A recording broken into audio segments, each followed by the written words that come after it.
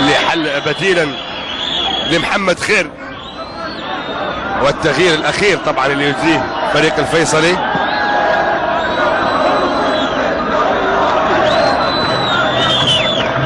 ثلاث تغييرات.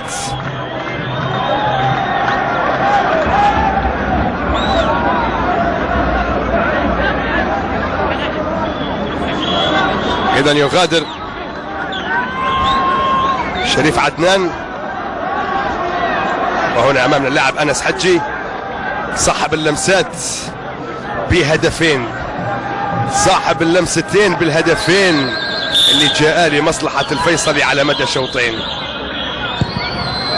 كرة اللعب الآن أنس، لكن نتابعه قبل قليل. أنس حجة، أنس جمال حجة كان يلعب في الفيصلي، وقبل أيضا في نادي القنقازي، لكن في أغسطس 2010 وجوده مع هذا الفريق حتى الآن. إذا نتابع الكرة الآن.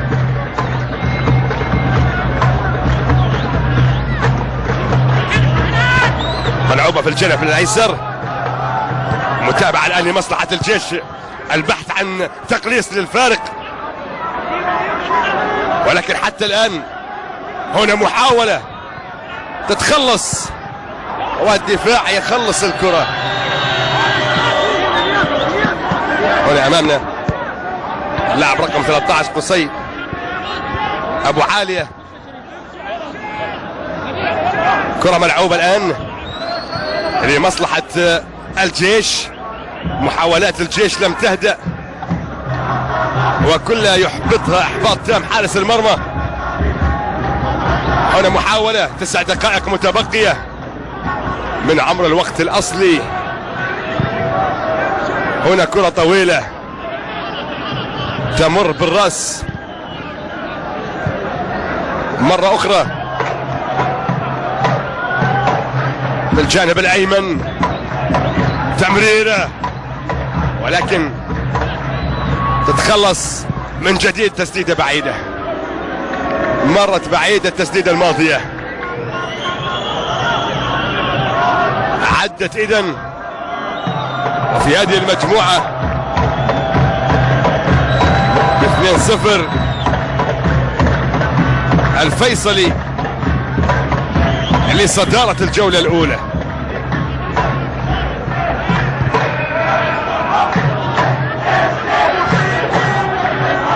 إذن هنا نتابع لمصلحة الجيش.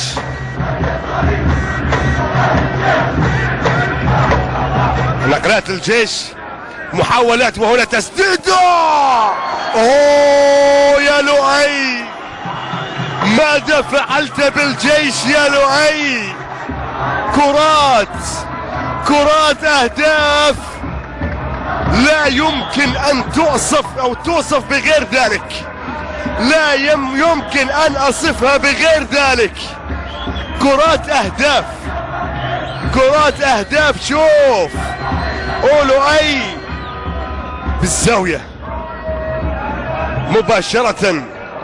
برافو يا لؤي، برافو يا لؤي. الحقيقة حتى الآن أداء 10/10، وهذا اللاعب أيضا أداء 10/10. أنس حجي صنع هدفين. كما قلنا المباراة لو انتهت بهالشكل وبهالنتيجة شفع على المباراة الأخرى، النصر ودهوك، النصر الكويتي ودهوك العراقي، فبهالنتيجة الصدارة تكون للفيصلي بفارق الأهداف. ولكن كما قلنا بدري، يلا جولة أمامنا 5 جولات أخرى، ولكن يجب أن نتحدث عن ذلك.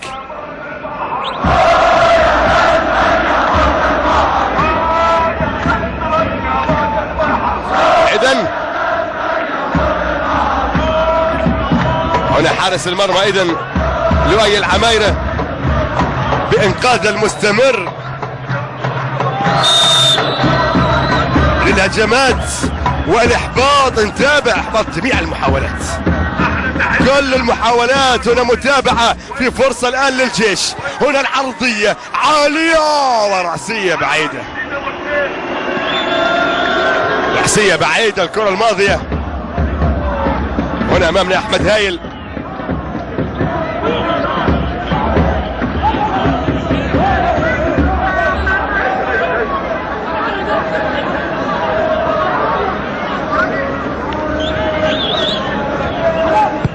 هنا نتابع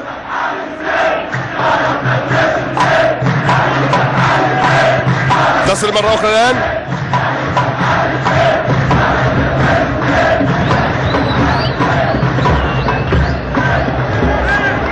إلى خارج أرض الملعب.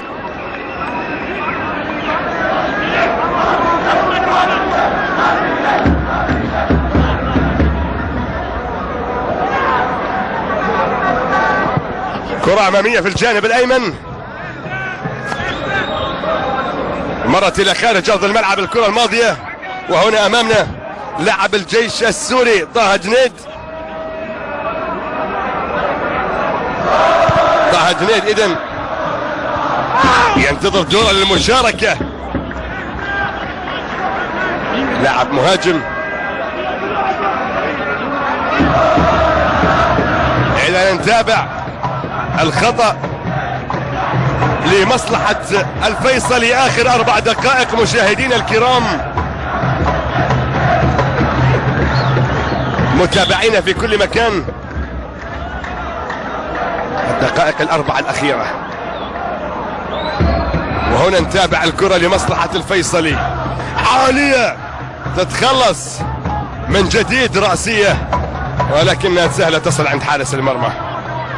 مرت في الجانب الأيمن. هنا الكرة لمصلحة الجيش، محاولات الجيش لتقليص الفارق، الأهداف تحسم. وهنا استعد طه جنيد للنزول، تصل نديم في الجبهة اليمنى الآن. المحاولة لمصلحة الجيش. إذن ذكر بالنسبة لهذه البطولة والمباريات. هنا نتابع المحاولة، تعود، ممكن التسديدة، تصطد، تتخلص. من الكرة اللي مرت. المباراة القادمة بالنسبة لهذه المجموعة للتذكير مشاهدينا الكرام، الفيصلي الأردني سوف يحل ضيفا على دهوك العراقي في ملعب دهوك إن شاء الله يوم الأربعاء 16 مارس، بينما الجيش السوري سيغادر أو سيعود لأرضه في ملعب العباسيين للقاء النصر الكويتي يوم الأربعاء 16 مارس. للتذكير لعشاق الجيش ولعشاق الفيصلي، لعشاق كرة القدم الآسيوية في كأس آسيا للأندية. هنا نتابع خروج 8 معتز كيلوني ودخول اللاعب رقم 6 بديله طه جنيد. خلاص التغييرات كلها تمت، كل التغييرات تمت كأوراق فنية، انتهت يا أيمن الحكيم، وانتهت أمورها يا محمد اليماني. فالفيصلي متقدم بهدفين تعطيه صدارة المجموعة حتى الآن، لأن دهوك العراقي متقدم بهدف مقابل لا شيء للنصر. وهنا 2-0 لقاء المجموعة سي ويوم المجموعة سي أو الجولة أو المجموعة الثالثة. كرة تصل الآن لمصلحة الجيش، محاولات النقلات للكرة، ولكن النقل لم تنتهي أموره.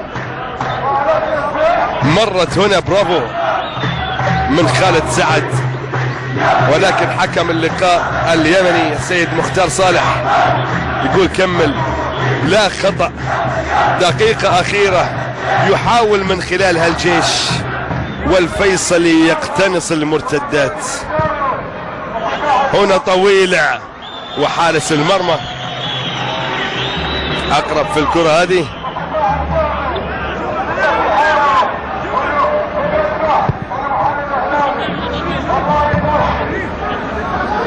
وتعود الكرة لمصلحة الجيش نديم الصباغ. إذا كما قلنا يوم الأربعاء 16 مارس إن شاء الله. هنا نتابع المحاولة. الجيش يستضيف النصر الكويتي في ملعب العباسيين، بينما في ملعب دهوك العراقي يستضيف الفيصل الأردني. مع تمنياتنا للتوفيق والتوفيق في هذه المجموعة العربية البحث. 4 دقائق مضافة. كرة منقولة في الجانب الأيمن، الوقت الأصلي خلاص ملعوب الآن، والأرضية العرضية تتخلص وتعود من جديد. طويلة الآن ولكن تتخلص مرة أخرى. طويلة تصل للفيصلي. هنا محاولة للمرور، محاولة منقولة، فرصة لهدف ثالث، ولكن اللعبة بعيدة. اللعبة بعيدة إلى ركلة مرمى. ركلة مرمى. إذن حكم اللقاء اللي أضاف 4 دقائق كوقت بدل ضايع في شوط المباراة الثاني. والجيش يحاول في الجانب الأيسر. كما قلنا المجموعة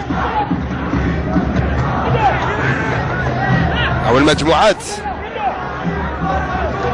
العربية، دول عربية، المجموعة الخامسة والرابعة والثالثة أيضا. النصر والجيش والفيصلي ودهوك في المجموعة الثالثة. في الرابعة الوحدات الأردني والكويت الكويتي السويق العماني والطلب العراقي وأربيل العراقي والكرامة السوري وأيضا العروبة العماني مع العهد اللبناني في المجموعة الخامسة. خطأ لمصلحة الجيش. وهنا شوف لاعب طه جريد يطلب التنفيذ لهذه الكرة، ولكن القائد موجود ماهر السيد.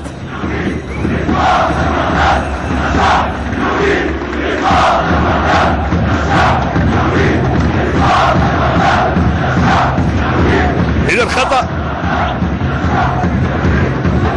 لمصلحة الجيش.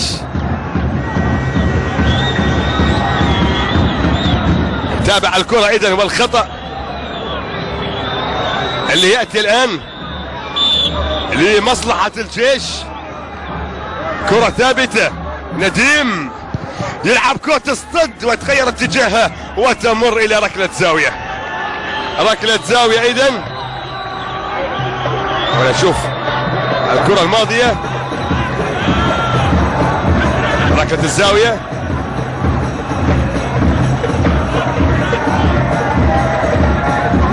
ملعوبة عالية ورأسية، وهناك صافرة. صافرة إذن.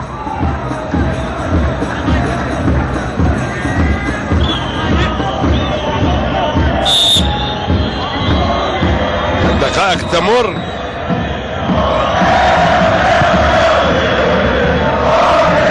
هو الفيصلي بأول 3 نقاط إذن له في كأس آسيا،